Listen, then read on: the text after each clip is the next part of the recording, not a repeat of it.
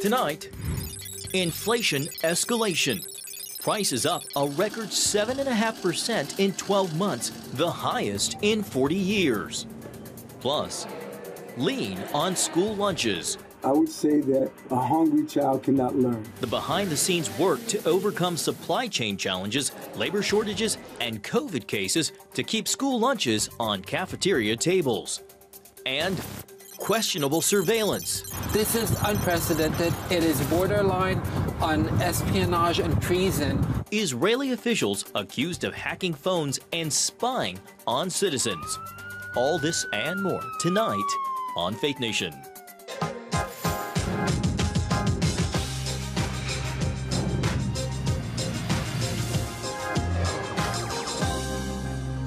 Soaring prices outpace pay raises, leaving millions of Americans feeling the pinch. Thanks for joining us for CBN's Faith Nation in Washington, D.C. I'm John Jessup. Well, inflation in the United States at its highest level since 1982. New numbers from the Labor Department today show consumer prices jumping 7.5% compared to a year ago, marking the fastest increase in 40 years. And many Republicans are putting the blame squarely on Democratic leadership right here in Washington.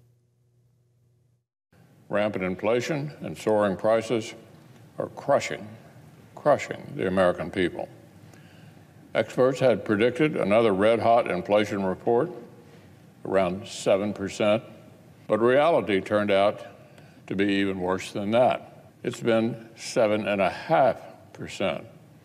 In other words, if you haven't personally gotten a pay raise of 8% or more in the last year, then Democrats' policies have given you a pay cut. In a statement today, President Biden said lowering inflation is one of his top 2 economic priorities, adding, quote, "We have been using every tool at our disposal, and while today is a reminder that Americans' budgets are being stretched in ways that create real stress at the kitchen table, there are also signs that we will make it through this challenge," end quote. Well, for more on the historic rising prices, we're joined by Mark Hamrick, Senior Economic Analyst and Washington Bureau Chief at Bankrate. Mark, those new numbers out today show inflation at a 40-year high. Most Americans are in some way feeling it. For those who have had to change their grocery store habits or maybe have had to hold off on buying a car. Mark, what's it going to take and how long before inflation goes back down?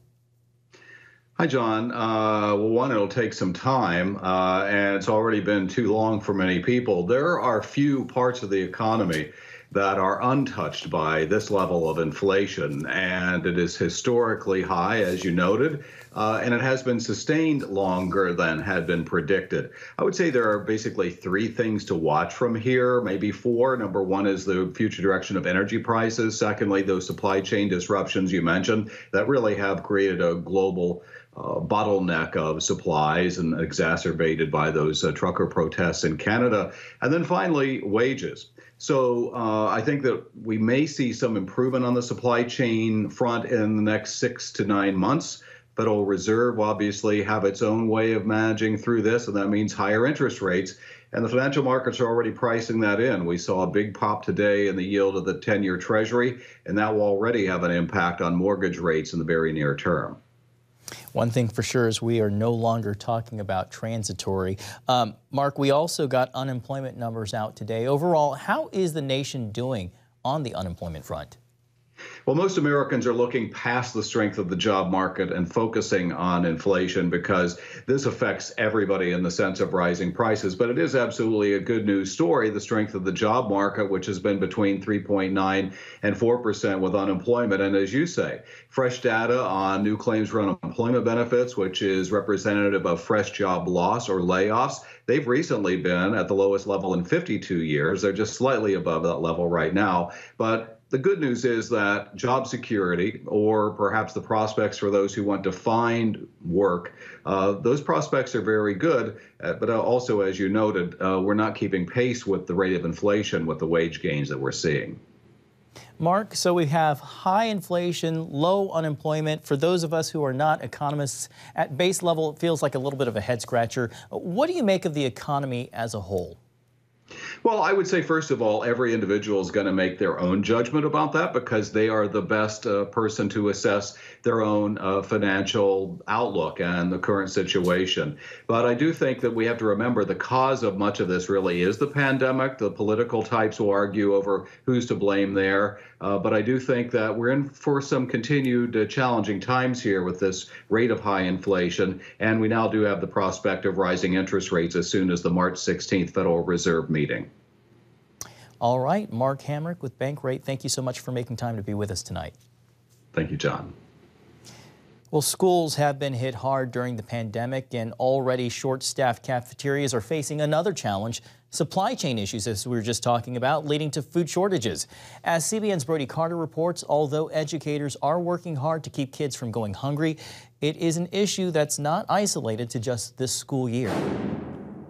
I have been extremely stressed over the last really 2 years. I am getting closer to retirement, and it has certainly helped me decide that I will not stay any longer than I have to. Kathy Hicks' nervous laughter follows a sentiment shared by many trying to feed children at school. Shortages created by supply chain backups are the most recent headache. We were continuously substituting products, whether it be a paper product or an entree, a meat product, or fruit or veggie. Undue stress in the lunchroom created by this unpredictability is transferring to the classroom. I would say that a hungry child cannot learn. It's been almost a year since President Biden signed an executive order to fix America's supply chain backups. Still, ripple effects and staffing shortages have left districts scrambling to feed students without compromising nutrition. We are down about almost 60 school nutrition staff who work in our kitchen. Larry Wade directs 45 school menus, food purchase plans, and staff rosters throughout Chesapeake, Virginia's public school system. That adds up to almost 20,000 school lunches and 14,000 breakfast meals each day. It is a major operation and a business. I think here in Chesapeake, we're probably one of the largest restaurant chains, if you will, in the entire city. And despite the fact that something may not come in the back door, we still ensure that every student has a healthy and nutritious meal every single day. Another challenge, food and labor shortages forcing suppliers to pick and choose where they sell their food. Some have even canceled school contracts due to low profit margins compared to big box retailers, leaving students to suffer the cost. They, of course, are choosing the one they sell to the retailers, not to public because schools. They're making more money? Yes, that makes sense in the business world. They have to survive, and they are shorthanded, and they can't make both lines. And while some students wait for the return of chocolate milk or chicken nuggets, schools have made do thanks to food donations and pandemic assistance, plus a lot of hard work and creativity behind the scenes. With the pandemic, we've served meals out of the back doors of school buses. We've taken meals to parks, and we have had families pick them up on curbside. And that was CBN's Brody Carter reporting from Virginia. Well, American Olympians have taken home 4 gold medals so far during the Beijing Olympics. They're competing in the Winter Games despite the U.S. government's diplomatic boycott of the Olympic host nation due to China's human rights violations. If you've tuned in to watch any events, you've probably seen inspiring commercials from big-name brands sponsoring the Games. One ad, though, you haven't seen during the Games? A 30-second spot from Florida Congressman Mike Waltz criticizing China and American companies that work closely with the communist regime. The world's greatest athletic showcase. But just outside the show, rape, genocide, slave labor. American companies are drunk on Chinese dollars. Entangled with communist dictators. Olympic broadcaster NBC refused to air the ad unless company logos featured in the spot were removed, citing long-standing advertising guidelines. Well, joining us now is Tony Perkins, president of the Family Research Council. Tony, President Biden's diplomatic boycott of the Beijing Winter Games is far from universally adopted, and the sting of the boycott seems to be blunted somewhat even more by the massive investment of these major multinational corporations. Tony, whether it's NBC refusing to broadcast this commercial or companies failing to pull their ad dollars, why is there such reluctance to address China's human rights record? John, that's a really good question. I was actually talking with Congressman Waltz the other day after they rejected his ad, great ad And of course, he's a congressman that's been on this issue of China and this intertwined relationship. And it's a hypocrisy. There's a lot of hypocrisy here because these are many of the same companies that are all about social justice here in the United States, while in China we have, not just the Uyghurs who are in these concentration camps, re-education camps they call them, and we have Christians who are about to undergo another wave of restrictions soon as the Olympics are over. But I think, John, to realize that it's not just the skiers that are headed downhill, so are NBC's ratings for the Olympics. The opening night scoring the lowest viewership ever. So while these corporate American corporations ignoring the plight of the persecuted, I'm not sure they're reaping a lot of profits. Tony, to the crisis over in Ukraine, it seems to grow bleaker by the day as Russia continues its military buildup. Tony, I got to tell you, personally, I'm reminded of all the times we've heard the mantra, never forget, whether it's 9/11 or the 6 million Jews killed during the Holocaust. And it seems like we're on the precipice of watching history unfold again, where we can witness casualties up to the tens of thousands and refugee crisis numbering in the millions.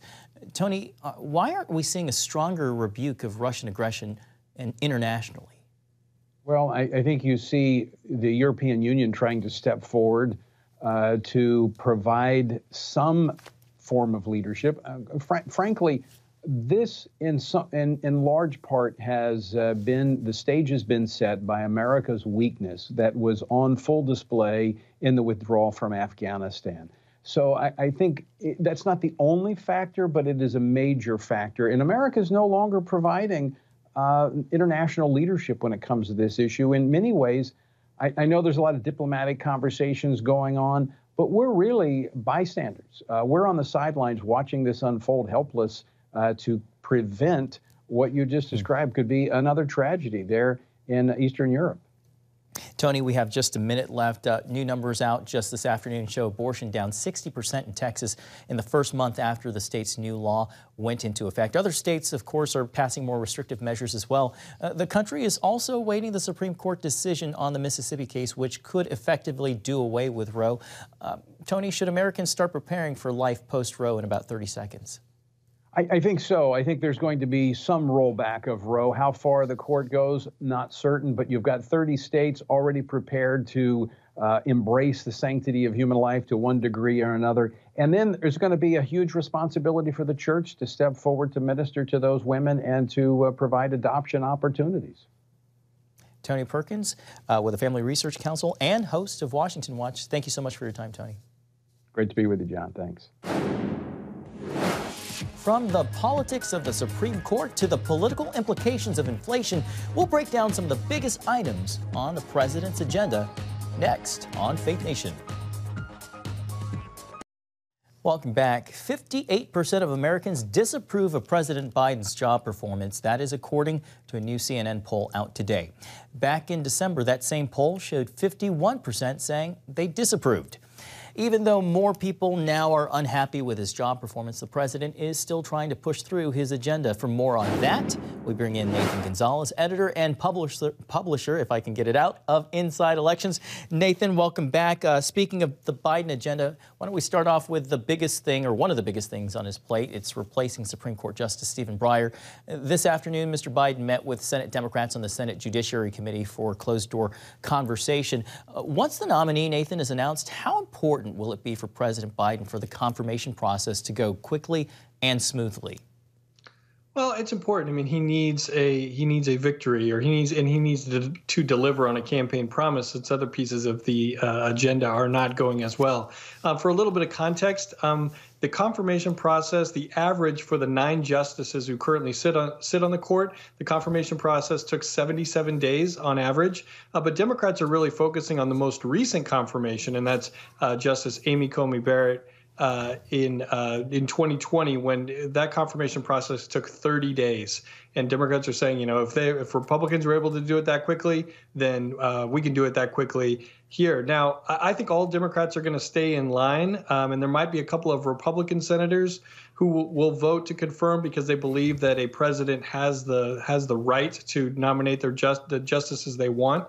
But there's a situation right now where New Mexico Democratic Senator Ben Ray Lujan had a stroke, and he is not in Washington right now. If they had a confirmation vote right now, he wouldn't be able to vote to support. And so it just shows the fragility of the majority and the narrowness of control, and how getting this done is critical, but not necessarily easy. Tight margins there, as you're pointing out. Earlier today, the president was in Virginia talking about lowering prescription drug prices. It's part of the Build Back Better agenda. Yet Senator Joe Manchin still refers to Build Back Better as dead. A headline in Politico described the sobering reality for Democrats like this. It said, "Build Back Never." Nathan, what's the likelihood Build Back Better, or BBB, gains any traction this midterm election year? I don't think it's going to happen in its current form. There might be pieces of it that they're able to break out and get Manchin and Senator Sinema of Arizona on board, but I don't think as large of a package as what it is right now that it's going to happen. What I think is interesting is that where President Biden chose to have this event in Virginia alongside Democratic Congresswoman Abigail Spanberger, it's a district that Biden won by 7 points in 2020, but that Republican Glenn Youngkin won by 6 points in the 2021 gubernatorial election. And she is one of the most vulnerable Democratic members, and someone that Republicans are really targeting on in their effort to try to regain the House in November. Stark contrast to Stacey Abrams when the president was in Georgia. Last question. We have a little less than a minute, though. Inflation numbers out today were even higher than expected. Nathan, what are the political implications for President Biden? Huge. I mean, the economy and including inflation are going to be one of the top issues, and it's going to be a slow recovery. As you were talking about at the top of the program, this is not a quick fix, and Biden has to figure out how to at least instill confidence in enough voters that we're headed in the right direction, even though the problem might not be solved, but it's critical because it's hitting everybody. It's not just one segment, one part of the country, or one part of the population. Nathan Gonzalez with Inside Elections, editor and publisher. We always appreciate your insights. Thanks, Nathan. Thanks, John. A high-tech tool meant to target crime instead used to spy on citizens. The powerful leader who was tracked after this on Fake Nation.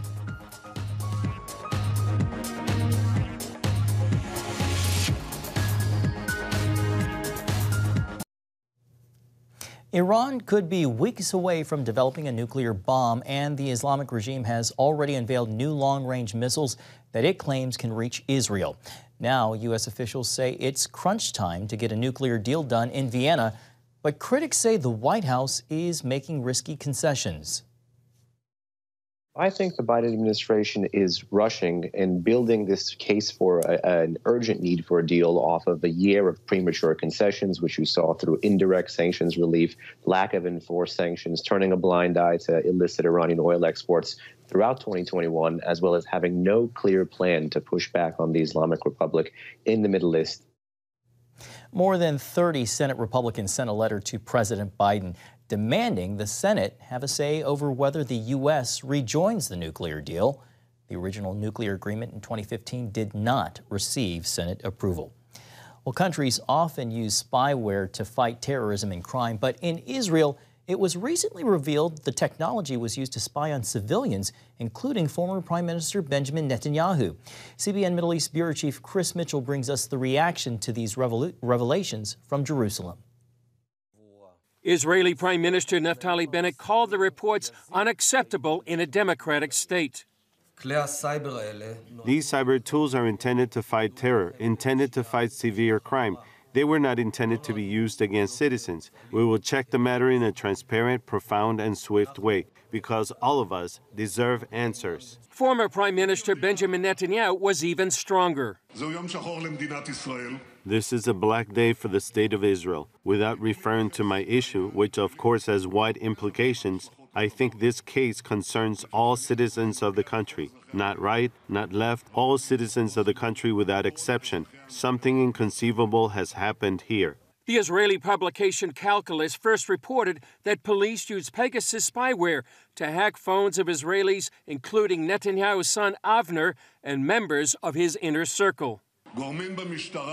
Officials in the police illegally spied with the most aggressive tools in the world. Citizens were followed, listened to, exposed their most hidden secrets, and who knows what improper use was made of this espionage. This is unprecedented. It is borderline on espionage and treason by an internal authority, and this is highly problematic. Pegasus Spyware is produced by the Israeli NSO Group, which maintains it doesn't disclose clients and has no access to the intelligence that's collected. The company adds that all sales are approved by Israel's Defense Ministry because the spyware is used by governments to fight crime and terrorism. Attorney Jonathan Klinger says current Israeli law makes it nearly impossible to install spyware programs on civilian phones except for national security issues. This means that the collection of data was immense and unprecedented, all done illegally, creating and establishing a database that might harm everyone else and without any legal oversight over this. One of those reportedly spied on is a former Netanyahu aide turned state witness. If the allegations are true, some analysts believe it could be enough to have the case against Netanyahu thrown out of court, creating yet another political earthquake. Chris Mitchell, CBN News, Jerusalem. Thank you, Chris. Promise fulfilled. A childhood vow makes a grandmother's dream come true. We explain next. Finally tonight, a promise made, a promise kept. As an 8-year-old child, Janita Badan made a very big vow to buy her grandmother a home one day that could fit all 22 of her grandchildren. After 23 years, Badan finally fulfilled her promise. One day, Mama, I'm going to give you a house. And she did. And she did, Mama. Yeah, she got you a house, Mama. The new home is all ready for Badan's now 83-year-old grandmother, where she hopes to spend many more years enjoying the house with all her grandkids. Heart-tugging story. Thanks for watching. We'll see you right back here tomorrow.